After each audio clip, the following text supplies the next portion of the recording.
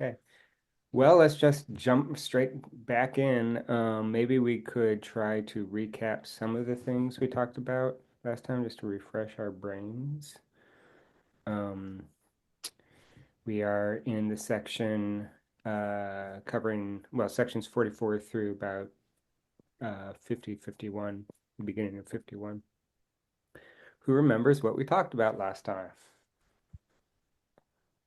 Talked about genius. Yeah, what does that mean? Hold on, let me pull up the exact definition.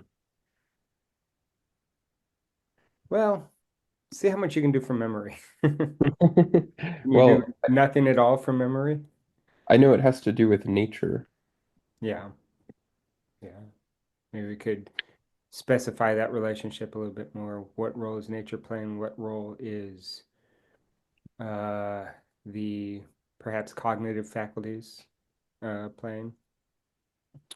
Another way to talk about that is maybe what is the relationship between instinct and technique in this account?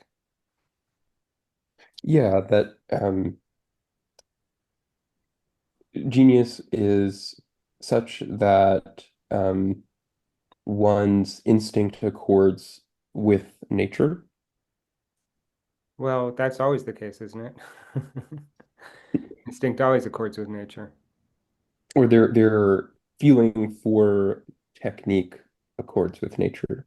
Yeah, maybe that's a little bit more accurate, although that's certainly not sufficient because one of the things about technique is it's reducible essentially to cause and effect relationships, right? I mean, I don't know, like take some technique. I don't know, this stupid example, but you're using a DAW and it's too soft, and so you normalize it. Okay, that's technique in a really stupid example, but that's technique. But that is all essentially reducible to an analysis based in terms of natural causes, right?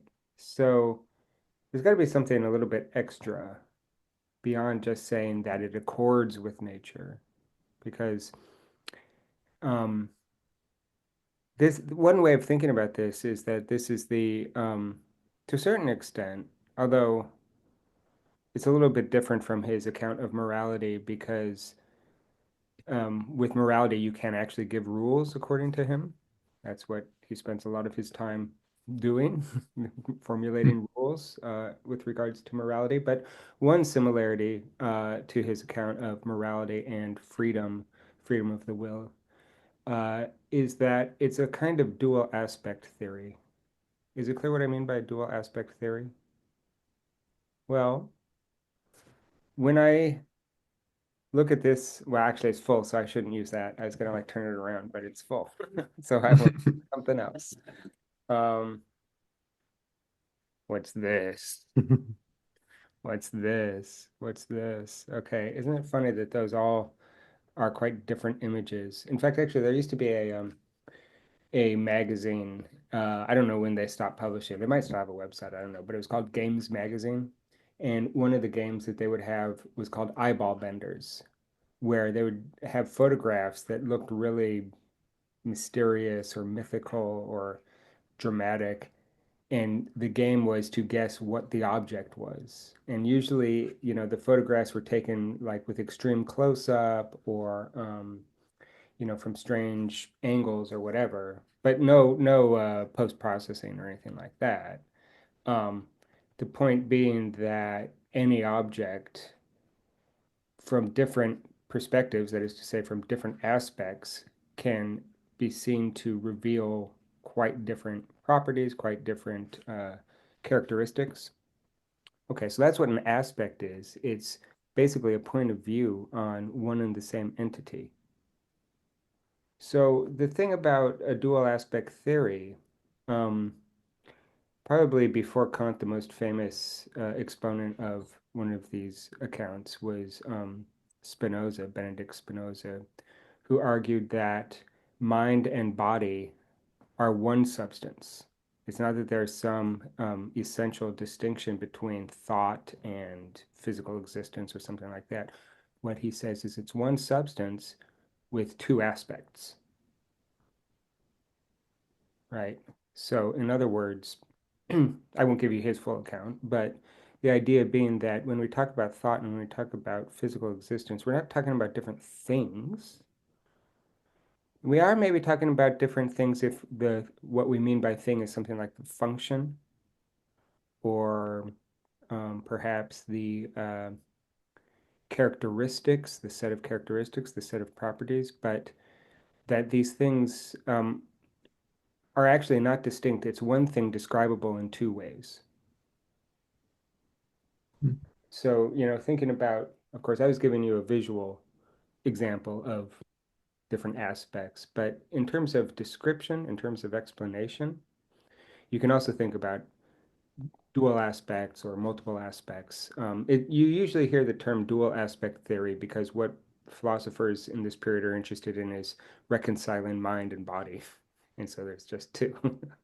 I suppose you could have multiple aspect theories if, there are all sorts of different explanatory modes for getting at some object or something or whatever. Okay, so for Kant, what that means is that anytime you make a free choice, it could be something stupid like deciding not to eat a Twinkie or some other junk food. Do Twinkies even exist anymore? I'm not even sure if that's a concept. I guess they do. Okay, or it could be to you're in the Wehrmacht in 1944 and you have an order to shoot a village of Italian citizens or something, and you refuse to do that. Okay, so that would be maybe a more moral choice, drastically moral. The thing is, on the dual aspect account, you can always explain any action causally, but just because there is another way to explain it in terms of thoughts as motivations and not just physical causes as motivations, giving a causal account never exhausts the what you might describe as the reservoir of motivations or the sources of motivations, right? Another way to say that is that you could always give an account of any action, any thing that looks like a choice is being made in terms of biology, in terms of cause and effect. But if thoughts, reasons as motivations are involved, there's another way to explain it, even though it's the same thing, right? Now, you can see that kind of at work here with his idea about technique. And there's some things that he says about technique where he says, for instance, essentially what genius does is take first nature, which is nature, and through, I guess, the act of genius, which does involve technique, transforms it into second nature, which surpasses first nature. And so we might want to take a little bit of time and think about what this word surpass means. Um, that is to say, it takes well, I could say it this way, whenever you're writing a piece of music, for instance, everything that you do in the piece of music could be accounted for in terms of cause and effect, in terms of sound waves propagating, et cetera, et cetera, et cetera, all the way down. It still wouldn't really be, well, I mean, there are people that claim that you could give a complete um, physical account, which would also involve the structure of the brain and perception, and it probably also involve a kind of systematic approach to sociology, such that concepts are formed in a particular way that allow you to hear the piece of music in a certain way, et cetera, et cetera. Um, but I think most of us would still have the sense that that might not really be an adequate account of uh, of the musical experience, right? That there's something about um, the sense, for instance, when, oh, I don't know, let's say when the leading tone goes to the tonic or something like that. This is a stupid example, but there are things like motivations that aren't really reducible to cause and effect. Well, I mean, I guess you can give a cognitive account. I mean, that's what probably the more common approach to this question these days. But I think Kant would be arguing, in an artwork, it's not really adequate to describe what happens or to describe your experience merely in terms of cause and effect, because there seems to be this extra layer of meaning that supervenes on the cause and effect relationships, right? And the meaning here might mean, a more stripped down conceptual meaning. But if you remember what we said about I'm sorry, not conceptual, complete communication, this idea that an artwork communicates more than just whatever concepts might be displayed, if it's a painting or if it's a poem, even if it's a piece of music, maybe there's some basic sort of set of conceptual associations. You have a descending melody and it sounds like somebody crying or something, right? Of course, it's not really the concept in the way that you have concepts in poetry, but the idea is that in addition to all of that, there's this extra sort of substrate of meaning, or this extra reservoir of meaning, perhaps is a better way to say it, because it's not necessarily subordinated to conceptual meaning. It um, expands on and fulfills conceptual meaning, right? It gives you the complete picture of communication. Um, well, that means that there is this level of meaning that supervenes on cause and effect, and cause and effect should not have, as a completely naturalistic thesis, should not have the capacity to provide deeper senses of meaning or deeper, maybe, even quasi-spiritual experience or something like that. And so it's not adequate just to say that technique is in accord with nature. That would be the case of somebody who just uses technique in a kind of whatever cynical way. It's like, I know if I have this loud climax, people will buy more records or something. In addition to that, being in accord with nature, it has to somehow surpass or maybe supervene on nature to provide this dimension of meaning or meaningfulness, if it's not meaning in a really, discrete sense. Is that clear? I know there's a long exegesis or whatever, but yeah. Um, and so you can think about, like very often people talk about consciousness supervening on physical processes in the same way. Is it clear what supervenience is? That's a kind of complicated concept, but essentially it's similar to the idea of emergence. Um, but emergence is a little bit more restricted in its definition, as far as I know. Supervenience basically has the structure of some second order phenomenon, some second order thing, the nature of which changes in correspondence to any changes on the thing it supervenes on.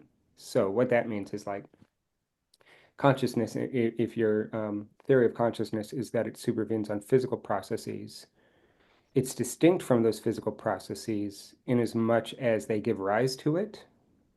Not that it's necessarily completely non-physical or anything like that, but simply they give rise to it in this emergent way. But any change in the physical system will also create a change in consciousness, right? That's basically the structure of supervenience. And you can think of consciousness as this sort of supervenient, it's extra, but it's also tied to physical processes. I suppose you could think about Kant's account of free will in that way too, if it's possible that you can always give a causal account of a choice, but that doesn't fully exhaust the explanation of choices as motivations or reasons as motivations, right? And you have that here too with technique. When it supplies meaning, those meanings supervene on the cause and effect relationships of first nature. Yeah. Okay. Okay. So that was good. That was one kind of new direction a little bit. What else do you remember about genius and what we talked about last time? So as far as the complete communication goes, Mhm. it's also like I'm just remembering from what we talked about and what I wrote down. It's you mentioned in Adorno's words, it's art's capacity to give voice, or the need to give voice to suffering in a way that, say, for instance, science is a positivistic science cannot. Yeah, so to really kind of expand that a little bit, and I think I'd rather wait on Adorno because Adorno is a good Hmm. 50 years later than this, but um, the idea being that why do we seek truth? This is kind of unpacking that statement by Adorno. Why do we seek truth? What's the point of truth, right? Well, one thing that truth does is that I don't want to get bogged down in this. I could talk for the next hour just on Adorno, but what I would say about that is that very often when we talk about truth and like the sense of syllogistic truth or whatever, or syllogistic validity, propositional truth, etc. It's all conceptual, right? As though the truth functionality of a proposition can essentially be um, quantitatively and distinctly analyzed and broken down to discrete meanings that I suppose, um, if you're Frege, at some basic level can be broken down into like binary operations or this kind of thing. Um, and so that's certainly part of truth, but what Adorno argues throughout his life is that that doesn't give you the complete picture, right? That there are certain, I guess, I don't want to say types of truth, but there are certain pathways to truth that um, non-conceptual thinking, non-propositional thinking can open up. And it's there that the arts start to open up, and they start to approach the truth in as much as they're able to give some expression of that which cannot fit into concepts, right? So that conceptual truth, by conceptual truth, I just mean you have a definition, you look at phenomenon X, you ask, does this meet the definition? If yes, then, you could call that a truth or something like that. But with non-conceptual truth, though, you'll have this distinct awareness of some mode of life, some, you know, um, sense of the need for some kind of emotional expression or whatever. And yet, there never seems to be any concept that is adequate to it. And even more than that, one thing that Adorno argues is that whenever you try to fit that into a concept, he calls that the non-identical, by the way, that sense of that which must be expressed but cannot be expressed. He calls the non-identical. But in any case, whenever you try to make the non-identical fit under an identity, fit under a definition, is actually a moment of self-oppression because it curtails the actual depth and freedom and expansiveness of human experience. So let me give you an example of this.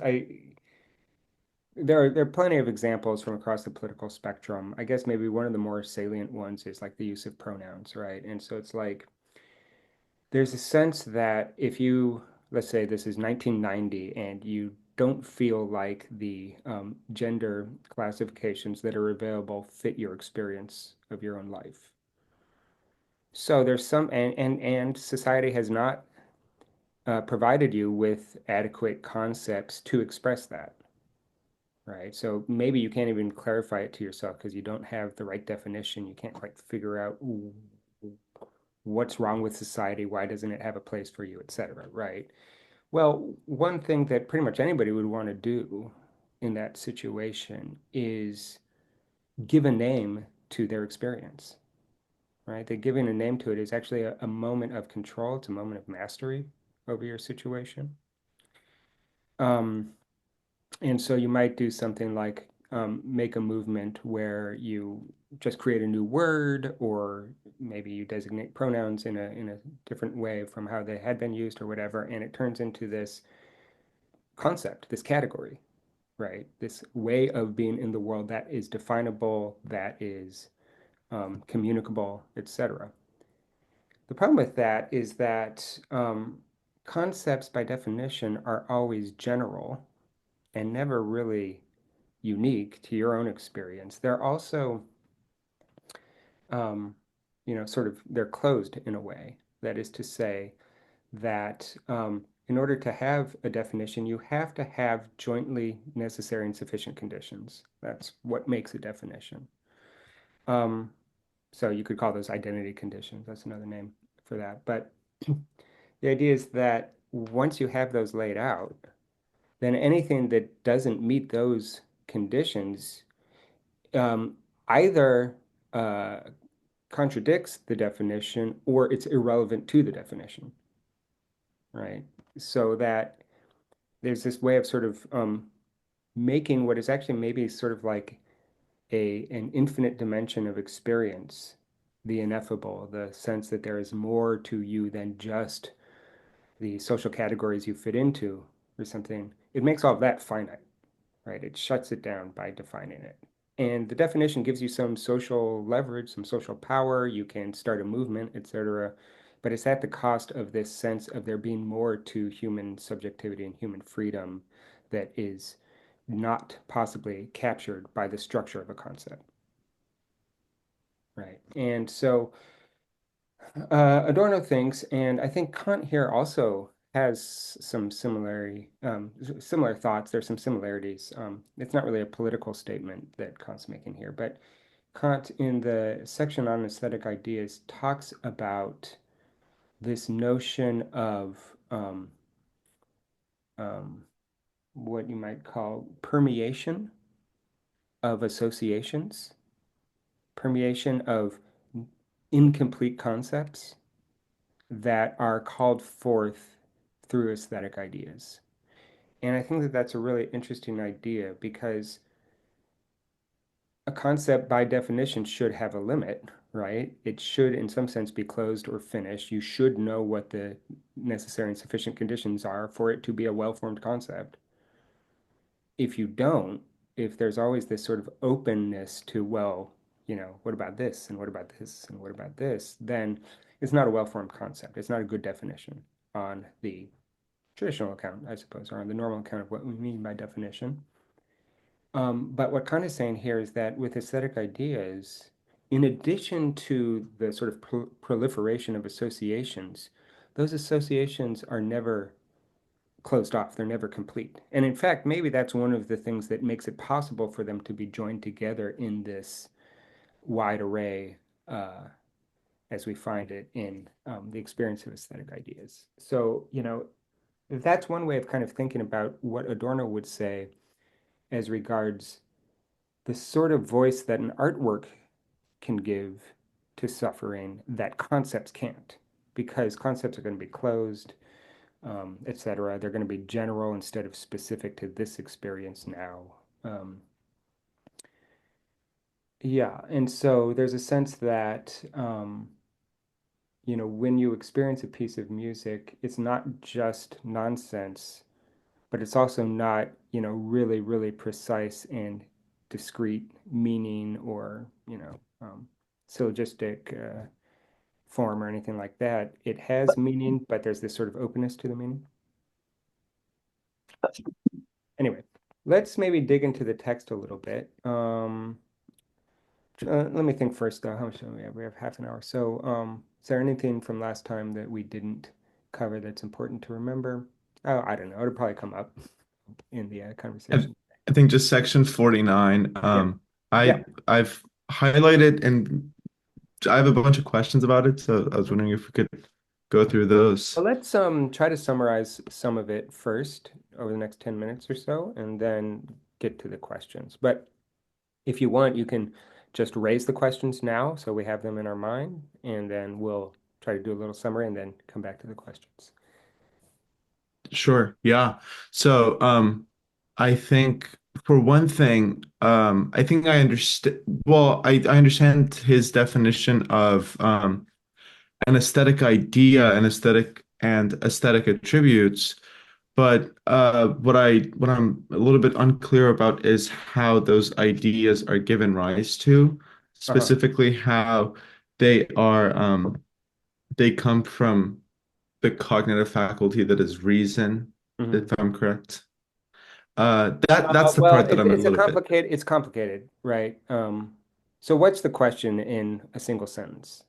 So essentially, what is an aesthetic idea? Okay, well, that's what we're going to do in the summary. Do you have other Okay. questions? There is just one passage that was a little bit difficult, but let me see. Oh, and here's one more. Are aesthetic attributes the same as metaphors, or do they Yeah, function that's a like good question. metaphors? I will confess that I'm not really clear on the relationship between aesthetic attributes and aesthetic ideas, because he does kind of muddle through it, and it's very short, where he Mm. does the analysis of that connection. So we can spend a little bit of time unpacking it as well. Justin, did you have any questions before we go through it? Um, yeah, I guess sort of Arshia hit upon some of the things I was wondering about. Yeah, I mean, I when I was reading through, I felt like I was totally with him, and then I got to certain parts of section 49, and I sort of lost the plot a little bit. So What we'll, certain parts? um, I mean, the definition of spirit. Uh-huh. Uh, again, like I think I maybe understand what that means in like an ordinary sense, but it seems like he's using um that technical that word in a Well, technical way. yeah. I mean, the thing about spirit, which is a little bit confusing, is that when he first uh, um, introduces it, he only gives negative definitions. He says we can call X, Y, or Z beautiful or well-formed, and yet it can lack spirit. So we still don't know what spirit is. Later on, he talks about spirit as the way that in artwork, presumably through aesthetic ideas, quickens the mind. So it's a sense of liveliness, it's a sense of animation of concepts. So that's one thing that's interesting. He does talk about it in terms of animation of concepts, so that concepts themselves are sort of, bloodless, dead sort of abstractions or whatever, but they are given life through aesthetic expression. And that giving life, the life that is given, I suppose, is spirit, right? You know, um, But it's also true that this is a very, uh, how shall I say, it's not really mystical, but he does specifically talk about the ineffable here. There's a sort of je ne sais quoi about aesthetic experience that, what is there to say? You just have to, it's like the famous quote by Louis Armstrong, whatever it is, it's like if you have to ask, you'll never know. Which is to say that there's a dimension of experience which is probably cognitive but not conceptual. That is to say, cognitive in the sense that you can recognize X as an instance of some phenomenon, be it spirit, be it swing, be it whatever, or jazz or whatever. Um, but how do you know? Is it that you're performing, conceptual analysis on your experience and trying to set up self-evidently true axioms from which you infer the contours of your experience, or do you just kind of know immediately without the conceptual part of the cognitive act? That's what Kant thinks, and that's something that's shared with all aesthetic experience in Kant's account, this idea of a sort of cognitive power that is nonetheless not fully conceptual. Um, to the extent that it is conceptual at all, it's only to the extent that the imagination fits with the demands of the understanding, which is to say, it's got to be conceptual in the following way. It's got to be recognizable as an instance of X, even though you can't give the jointly necessary and sufficient conditions for why this experience is this, right? Okay, good. Well, let's just jump in. Right here, page 182, uh, the original page number here is 314. He says, now I maintain, well, let's see. Okay, actually, he's talking about spirit right before that. Um, Spirit is the principle No, right before this. Okay. Yeah. What do we mean by spirit? Spirit is an aesthetic sense, in an aesthetic sense, is the animating principle in the mind. But what this principle uses to animate or quicken the soul, the material it employs for this is what imparts to the mental powers a purposive momentum. Uh, yes. So, and what that is the aesthetic ideas. So, this quickening of the mind is, I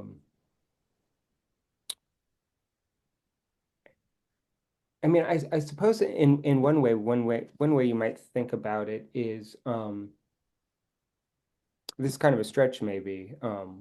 I don't know if Kant would talk about it this way, but I think it does kind of work to illuminate the idea a little bit.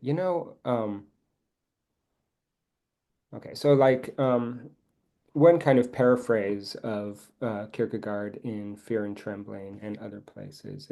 I don't think he ever says it exactly this way, but this basic sentiment is there all over the place in Kierkegaard and in existentialism in general, is that um, very often, say, when we're talking about epistemology, we have the following relationship between belief and knowledge, that belief um, is entailed in knowledge. For one thing, you can't know without also believing. However, knowledge is not entailed in belief. You can believe and not know, so that belief is like a weaker form of knowledge, something like that. It's an insufficient epistemic state with respect to the truth, right? Um, Belief is opinion, knowledge is fact, or something like that, we might say, right? But in existentialism, you get this idea that you can have objects of knowledge that you don't believe. And here, belief is being used in a somewhat different way. It's not belief in an epistemic sense, it's belief in the sense of affect, in the sense of you making your object of knowledge your own and not just the sort of repetition of something that you've learned. Here's an example, although as I get older, this is for me less and less of a good example. But um, when you're in your 20s, this is probably the paradigm example: death. You know you're going to die, you know everybody else is going to die, and yet somehow it seems impossible. You're not thinking about it most of the time. And even when you do think about it, it doesn't seem to have the right affect, right? Like it should be traumatizing to know that, and yet it's not. So here, there's a sense, in a loose sense, of belief as affect that, yeah, human beings die, and yet, or I know, for instance, that one day, actually, I guess I don't know completely, but I do know that the Earth one day will cease to have life on it. There's no argument about that. That's pretty horrifying as a prospect, because that means that even if you don't have the consolation of the afterlife, you also lose the consolation of, social progress and, whatever, paying it forward to the next generations or whatever, because at some point there won't be any more generations. That's even more traumatizing than my own death. And yet I don't feel traumatized by it. There seems to be some disconnect between the concept, whatever, heat death of the universe, and the way I feel about it, such that even though I know it, it just doesn't seem believable from the point of view of really like subscribing to that object of knowledge, right?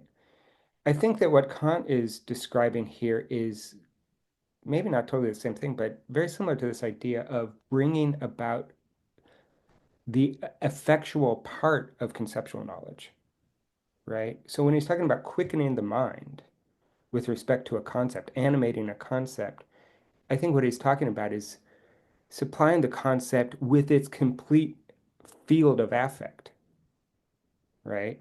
And then you really have the knowledge of that concept, right? Now, I will say that in an artwork, and I should be clear, although he kind of contradicts himself here and there, but it's not that supplying the effectual field to a concept is somehow like subordinate to the concept, that the concept's the main thing and the affect is this extra stuff that gets added on, but it's not strictly necessary or strictly, uh, um, a part of the full communicative act. No, it is. It actually really does fill out the full communicative act, but it does so in a way that gives life to the concept, makes it your own as a subject, right? So I think that's one way to think about what spirit is doing, right? It's supplying the affectual part to conceptual knowledge. Um, Now, I maintain, how does this happen? I maintain that this principle is nothing but the ability to exhibit aesthetic ideas. I'll actually share my screen so we can read along. And under the underlined thing here, by an aesthetic idea, I mean a presentation of the imagination which prompts much thought, but to which no determinate concept, no determinate thought whatsoever, that is, no determinate concept, can be adequate. I think we've introduced that idea well enough, so I won't comment on it. He says, so that no language can express it completely and allow us to grasp it. Then he does something kind of annoying for me anyway, which is to say, it is easy to see that an aesthetic idea is the counterpart of a rational idea. That part's fine, but then in parentheses, he puts pendant, which is to say that it's subsidiary to a rational idea, which he doesn't need to do, and he contradicts himself at points about. Um, but nonetheless, you have these um, two species of idea, right? A rational idea, which is conversely a concept to which no intuition can be adequate. Okay, what's a rational idea?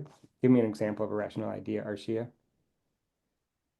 That's what I wanted to ask. I've highlighted it. I've got no idea. Yeah. Um, uh, a rational idea in more contemporary scientific terms would mean an unobservable theoretical entity. So, in other Uh, words, some entity that must exist for a theory to be true, but it's not observable. right. Like concepts of God or Okay, so uh yeah, so like in Kant's morality, God or freedom, freedom of the will, is those are rational ideas because they're not yes. observable. Where in this sentence does he say a rational idea is not observable? When he says no intuition can be adequate. That means it can't be observed. Hmm. Okay, so a rational idea, let's say on Kant's account, with Kant, okay, maybe it's easiest to say no freedom of the will, no morality. Okay, so you can I prove that we have freedom of the will? Well, no, because I could always give a completely causal account, even though that doesn't seem adequate to my experience of reasons as motivations. Nonetheless, I could, for any action, give a causal, cause and effect account. Um, do I experience freedom of the will in, say, in the sense of intuition? I mean, not really. Only to the extent that all of my mental activity is in time for me, but I don't really observe my free choice. It's just a condition of my own awareness of being in the world, right? It's like this background condition within which I act. But if someone were to, if I say, um, I help the old lady across the street, and somebody says, okay, where in that action was the freedom of the will? Well, it's not going to be observable in any sense. It's not going to be something that is open, even to myself. I mean, um, as regards intuition, it might be available to me through reason, but not through sensation, right? And so a rational idea is basically, Kant has a theory of morality. In order for that theory of morality to work and be true and actually act as a standard for practical activity in this world and not just as a rational exercise, you have to have freedom of the will. Yeah, so that's a rational idea. Isn't you're never going to observe it, but it does, it does make sense. And not only does it make sense, it is necessary for certain theoretical explanations to work. You know. Okay. So then the counterpart to that, the rational idea, is the aesthetic idea. And it's just flipping, I guess, flipping the script or something. It's flipping the properties of the rational idea, where a rational idea is available to reason but not to experience sensation, intuition. An aesthetic idea is available to experience or intuition but not to reason, or at least not And to that reason. is Yeah. why no concept can be adequate to it, No right? concept can be adequate. Yeah, I should say it's not available to the understanding. If it's an idea, I suppose that there's something rational about it. It's complicated though because he's later in the next couple of paragraphs going to argue that it does something very similar to what rational ideas do. But the thing is that rational ideas can be formed into concepts. It's just that there's no way that you can get from the concept of a rational idea to a corresponding object in experience, right? Um, but with aesthetic ideas, there is no concept that's available, but it does function in a way that's similar to a rational idea. And the thing that's similar about it is this idea later on, he says, aesthetic ideas reach for a maximum. Hmm. What does that mean? What does it mean to say that ideas, rational ideas, do this too? What does it mean to say that ideas reach for a maximum or reach for completeness? This is on page 183, right before, on the right hand column, page 315 in the original text. Um, it's the first paragraph on page 183. He says, he's talking about examples of aesthetic ideas in action. And he says, by means of an imagination that emulates the example of reason in reaching for a maximum, a poet ventures to give sensible expression to things that are not sensible. Like he gives some examples, the realm of hell, the realm of the blessed, invisible beings. Um, he uh, seeks to give them sensible expression in a way that goes beyond the limits of experience, namely with a completeness for which no example can be found in nature. And actually, I should have read the whole paragraph because there's some context that I didn't read. Essentially, what he's saying is, look, in poetry, very often poets talk about things that can't be seen, like perfect love or, hell or heaven or whatever. But they do it in a way that is not just about rendering conceptual definitions or even positing them as necessary theoretical entities for some theory. It actually, poetry gives them sensible expression. You feel hell when you have a great poem about hell, right? That hell is made somehow real for you, but not in the sense of, um, you know, real in the sense of like I'm looking at my cup right now. Nonetheless, it gives you some kind of sensual awareness of the concept. And then he goes on to say, and in poetry, you can do that even with things that are visible, nature, right? He says, or he takes things that are indeed exemplified in experience, such as death, envy, and all the other vices, as well as love, fame, and so on. But then, by means of an imagination that emulates the example of reason in reaching for a maximum, he takes those things that we do see in nature and expresses them in a way that goes beyond the limits of experience, namely with a completeness for which no example can be found in nature. So this is one of these moments where we see him arguing for the supervenience thesis, I believe, right? That it takes nature, the um, both the objects that are treated, say, in a poem, but then also uh, the technical aspects of the art form, um, and somehow harnesses all of that into an expression that goes beyond the limits of experience, namely by giving a completeness for which no example can be found in nature. Uh, so I guess there are a few other things, but our time is short, so I want to really hone in on this idea of completeness, of reaching for a maximum. How do aesthetic ideas take maybe everyday experience sometimes, sometimes mythic experience, and express that, or not mythic experience, but mythic ideas, and express that in a way that is complete or reaches for a maximum? What could that possibly mean?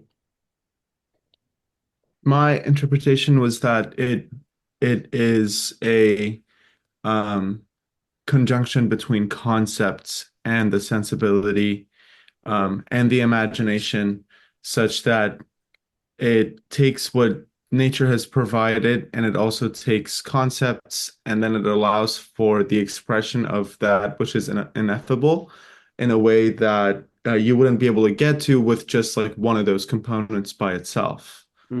Yeah, I think so. Let me read briefly one extra thing. In addition to reaching for the maximum and reaching for completeness, there's also this idea of incompleteness in the aesthetic Mm. idea, and that's on page 185, second paragraph, where he says, in a word, an aesthetic idea is a presentation of the imagination which is conjoined with a given concept and is connected when we use imagination in its freedom with such a multiplicity of partial presentations that no expression that stands for a determinate concept can be found for it. So, this idea of incompleteness is also important. So, I will basically say what I think, how I make sense of this. And it has to do with an idea that I know you and I have talked about our shit in that Ives class, when we're talking about different notions of truth with respect to precision versus ambiguity. So, if you remember, like Werner Heisenberg's quote, I think Kyle Gann in that book quotes Werner Heisenberg, theoretical physicist, as um, describing a distinction between what does he call it? Clarity and accuracy. Clarity and Hmm. accuracy, right? So that there's a sense in which accuracy, those are both words that we often use in respect to the truth, trying to find the truth. Something that's true should be clear enough that you can assent to it. It should be accurate. If it's not accurate, it's not true, right?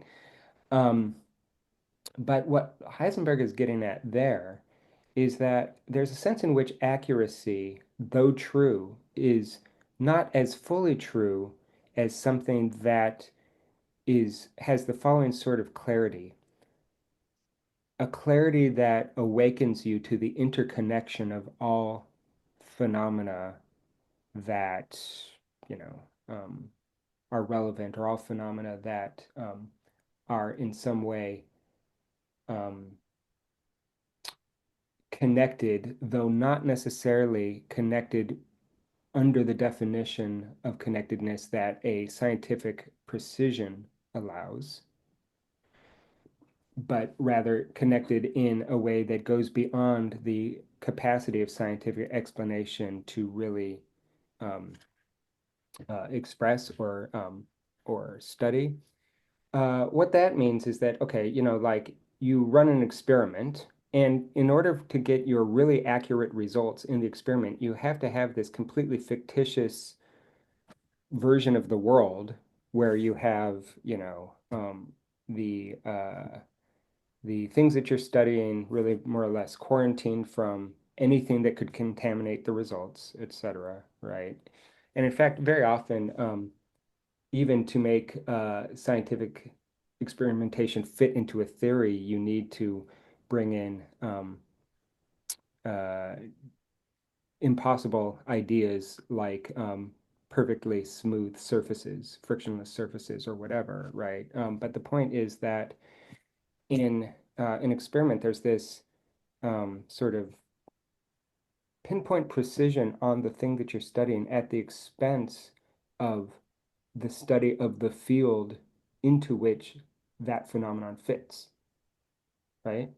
Clarity is supposed to give you the whole field. Mm. Precision just gives you the tiny part. And the problem is that very often, um, when we think about the search for truth or whatever in a scientific way, we end up too kind of siloed or too uh, hyper focused on the disconnection between things. Why disconnection? Because in order to have a viable experiment, you have to have a more or less sterile experimental, you have to have sterile experimental circumstances and so on, conditions and so on.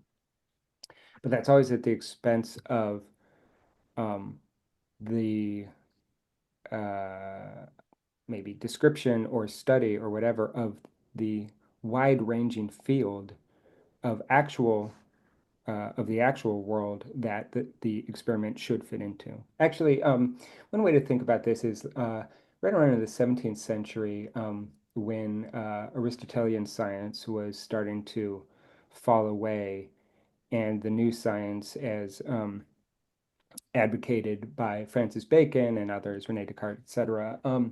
One typical argument that Aristotelians would make was that the new scientific experimentation isn't about reality because you're always creating these fictitious um, worlds within the scientific experiment that excludes everything that happens in the real world when these phenomena actually take place, right? And so it's like this sort of, I don't know, way to kind of gin up your world so that you can study a phenomenon in its purity, but at the expense of actually studying that same phenomenon as it exists in the real world or something like that, you know. I think a very similar idea is going on here with this idea of, um, on a poetic level, the idea that the sort of truths that poetry traffics in are truths of clarity or truths of ambiguity. We often think that ambiguity means that it is somehow less true than something that's precise. But there's another way in which an ambiguous use of a word could be more true than a precise use of a word if the ambiguous use of the word awakens you to all the sorts of connections that word or that idea or that experience has to the rest of your life. And I think that that's what he's trying to say here, that the completeness that an aesthetic idea is trying to go for is trying to situate whatever the object is that is being depicted or expressed or whatever in an artwork. You're showing it in such a light that it makes all these connections to other aspects of your life, to your own history, to whatever, right? To ideas, even, maybe mystical or religious ideas or whatever. Um, but it's one and the same artwork, right? It's one and the same object, and yet all these associations suddenly burst forth out of it in the way that it's expressed. But those associations themselves are partial presentations, right? The associations aren't, oh, this is concept A, this is concept B, A entails B, if A entails B, then C, something like that. It's not that. Those are not partial presentations in the sense of them being concepts and closed off, etc. But in an artwork, you have this constantly moving, changing, shifting web of associations that keeps opening up into other directions such that it feels alive. But none of those moments of association are clear and distinct and complete. They're all sort of partial. But the sort of accumulation of these partial um, presentations reaches towards an expression of the aesthetic object that would be complete. Maybe if you had like, an eternal mind or something like that or whatever. He's not claiming that when you make those sorts of associations, that's the whole picture of communication. but you have more of a sense that you're moving towards a complete communication, a complete awareness in that sort of associative approach to aesthetic experience that is maybe closed off in conceptual analysis because conceptual analysis doesn't care about associations. It doesn't care about affects, right? In fact, those are taken to detract from the truth of a conceptual explanation, right? And as far as that law of association goes, it like earlier on 182, I think he does say something about imagination allowing for the freedom from the law of association, and that freedom is what gives us the ability to create something with what nature provides that surpasses nature. Right. Yeah. Yeah. So that, I think what he's saying there is nature itself has no meaning, right? Nature understood in a Newtonian sense as that which is completely reducible to cause and effect, etc. There's no place for meaning in that kind of structure, right? But he has a sense that nonetheless, you can create meaning out of nature. It doesn't conflict with a scientific account, it just expands beyond what a scientific Hmm. account is capable of providing. So that it supervenes on nature, on say a Newtonian account of cause and effect, but in such a way that in addition to cause and effect, you have deep meanings that seem to be provided. But those meanings are never conceptual and closed off in the way that they are in a discursive account. They have this sense of constantly opening to new associations. I'm using the word association in a way that Kant wouldn't use it. I'm using it in a way that Freud would probably use it because I think there's a lot of similarity between what Kant is describing here and Freud's theory of free association. Um, but it's this, and I suppose, well, it looks like it's time to go. But I'll just say something about aesthetic attributes. I suppose, I'm not sure I totally understand what Kant's getting at there, but what I think is that Kant wants then for there to be, nonetheless, maybe a little bit more of a precise um, way of describing how aesthetic ideas, this sort of constantly shifting web of meanings and associations, how's that possible? Well, it must be that there are certain formal similarities in, say, an artwork or an aesthetic experience that remind us or share formal similarities to, it could be rational ideas, it could be other sensations, other experiences. And I suppose what that means is like it's kind of similar to the sorts of stuff that we did in the composition class where we like go to the art museum or whatever, and we in that case I ask you try to analyze the structure of your experience. How does this artwork make you feel? What does it remind you of? Now do that in music. Or, if you're setting some text to music, there are certain structural features of, you know, the notion of hell, right? The notion of utter depravity that could be awoken through sensation, like, I don't know, maybe emptiness or darkness or pain or whatever. So those are really discrete, specific things that you can do or express in artwork.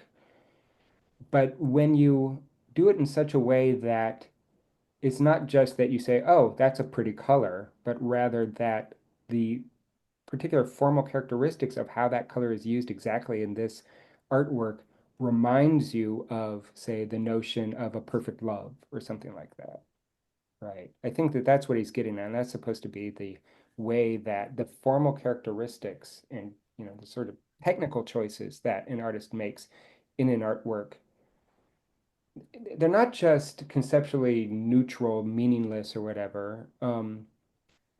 It's not just, oh, red, nice, but rather the physical characteristics, the physical forms in the material of an artwork spontaneously make us connect it to other ideas or other experiences we've had. And that's essentially what Freud has to say about free association too. Like the fact that like if I have a dream and I'm dreaming about my mom, and then my mom turns into Jeff Goldblum, but it's still my mom. It's still the same person. Have you ever had that experience where you're dreaming about a person and then that person is a different person, but they're the same person? What Fred would say is, well, there's some underlying formal similarities that you're connecting between, say, your mom and Jeff Goldblum. And it might be physical characteristics, it might be that they remind you or they've given you similar feelings or affects at various points, or maybe their tone of voice or whatever. But the point is that there are clearly describable formal similarities between these things that make you associate them. And I think that's what aesthetic attributes are basically doing. It's a description of those sort of formal intersections between totally distinct things that Hmm. make it possible to connect all sorts of experiences and ideas to a single aesthetic judgment. Anyway, that's my reading of it. I know that there are other interpretations out there, so that's not the definitive word on it, but that makes the most sense to me. It's a shame because his account of it is just so brief. I wish he would go into it more. Yeah, it's true, but I will say that the basic structure of the argument here and the basic structure of these ideas is something you see again and again in different forms throughout this critique, right? This idea of aesthetic experience giving us something that is meaning-like, but not meaningful in a conceptual sense, right? We saw Hmm. that way back in, the Analytic of the Beautiful. Here, there's also maybe a certain sublime aspect of it, this idea of infinity, this idea of aesthetic ideas are actually a way of getting at the sublimity of art, right? Because the aesthetic idea in reaching for a maximum, etc., is actually doing the same thing that reason was doing in the Analytic of the Sublime, right? That is to say, going beyond what's actually there in a purely descriptive sense and entering into this sort of infinite web of meaning. Right. That's actually a sublime moment. Is it clear what I'm saying, Arshia? Why would that be? Yeah, yeah. Yeah. Oh, okay. Okay. I just asked because you read the sublime section with me. But yeah, so it's true that he doesn't spend a ton of time on aesthetic ideas. And I do think it's actually a pretty interesting way of talking about what you do when you create an artwork that comes across as powerful or meaningful or something. I don't know. And I'm not sure if this definition really fits for all the sorts of things that contemporary artists do. But I think that probably, I don't know, are there any artists, even Cage, I don't know, are there any artists who would take the following as an insult?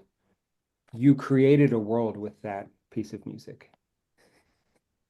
You create, I mean, unless you have some very austere notion of the role of the author, such that maybe you take issue with the idea of created a world, you created the world. Well, maybe Cage would say, no, I didn't, chance did, or whatever. But the idea that a piece of music opens up a world, a piece of art opens up a world, I don't think anybody would take that as an insult. I think pretty much that is something that everybody sees as one way of getting at what makes any work of art good. Well, that opening up a world is really what he's describing here in this sort of opening up of these partial presentations that nonetheless reach for a completeness of association or a completeness of, sort of interconnection between ideas and experiences and so on, right? Um, yeah, in fact, I think even in chance music in particular, that's like a really strong idea that, the way that in listening to, say, the sound of an airplane outside as music, it's not just that you're listening to it as music and so therefore connecting to these other things that might happen that are also low in pitch or also rise or fall in pitch. You also at the same time hear it as an airplane. The same can be said about musique concrète. I mean, musique concrète very often in its most austere form with Pierre Schaeffer and so on, where they're really about completely disguising the sources of the sound. I don't think you can ever really do that. And even if you are able to do it such that in, countless experiments you ask people, were you able to identify the sound? And they fail to do that. Nonetheless, I'll bet when they're doing it, when they're listening, they're still hearing it partially in terms of, I wonder what that sound is. Oh, that sounds like a tiger. Oh, that sounds like a rubber band. Even if it wasn't, they're still hearing that as part of their experience. Now, the reason I say that is that music concrete does something really well, which I find quite interesting, which is that anytime you hear these sounds as just musical material, it connects discrete objects to otherwise unrelated things. So what I mean by that is, okay, you have the roar of a tiger and you have the roar of a motorcycle engine, and those things have no causal relationship whatsoever, no real conceptual relationship. Um, but on the level of aesthetic ideas, maybe they're deeply connected. They're extremely similar because they sound the same. They sound similar, right?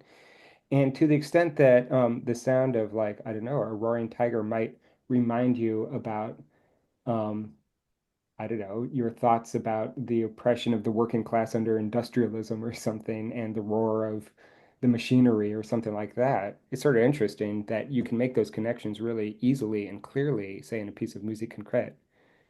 Um, but those ideas aren't related in a conceptual sense.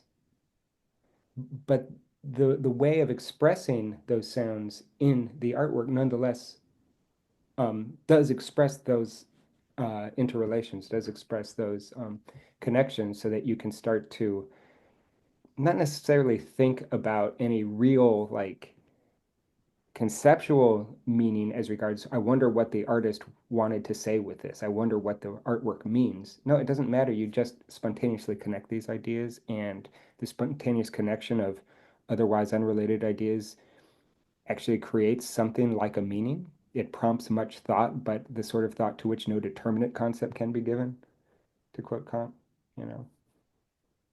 Yeah. So anyway, that's my take on this. All right. Sound good? Yeah. And so for next time, do we begin with Adorno or should we keep going with this one? Well, I did say that we'll meet on November 4th with Adorno, and that's all I have time for. So we will next time meet to talk about the first chapter of Dialectic of Enlightenment. You can keep reading though, and if you have further questions, you know, I'm happy to keep talking about Kant. There's a lot here, and it's at some point maybe it would be good for you to read the introductions because Hmm. that's philosophically some of the most intense writing, but it's also it gives you kind of a big picture of what he's trying to do with the third critique. But I think we hit most of the highlights in the aesthetics. So if you can remember everything we talked about over the last few months, I think you'll be pretty solid on the basics of Kant's aesthetics anyway, or at least you know have an interpretation that you can defend or something like that. Hmm. Okay. Okay. Yeah. Any last words before next time? You all have the PDF of Dialectic of Enlightenment. I think it's probably a good idea to have the same PDF. I don't have it. Maybe I'll just send it out to all the people that I copied on that email, just so we don't have multiple. I mean, it's not that bad to have multiple translations, but it's good to all have the same translation and then refer to the German if necessary. But um, yeah, I'll send that out. Yeah, that'd be great. Thank you. Because I don't think I have it either. Okay, that's fine. Yeah. I will put up a link to that. Okay. All Uh, right. all right. Yeah, well, I will see you guys in a couple weeks then. Thank you. See you Okay. then. Take care. Bye-bye.